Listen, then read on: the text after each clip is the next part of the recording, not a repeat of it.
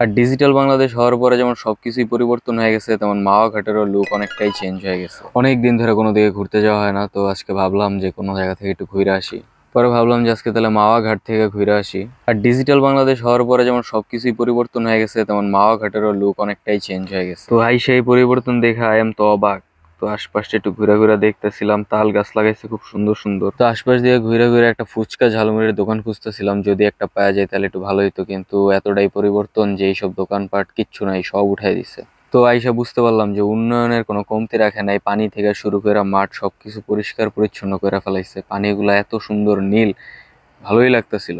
আশেপাশে কোনো টং দোকান না পায় তারপর আমি একটু প্রজেক্ট হিলসার সামনে গেলাম, কিন্তু আমার পকেটের যে অবস্থা সেটা আমার ভিতরে ঢোকার জন্য কোনো সায় দিল না, তাই আমি বাইরে দিয়েই ঘুরতেছিলাম। তবে জায়গাটা এখন আগের থেকে অনেক বেশি সুন্দর, উন্নয়নের ছোঁয়া সব জায়গায়, খুবই সুন্দর লাগতেছিল।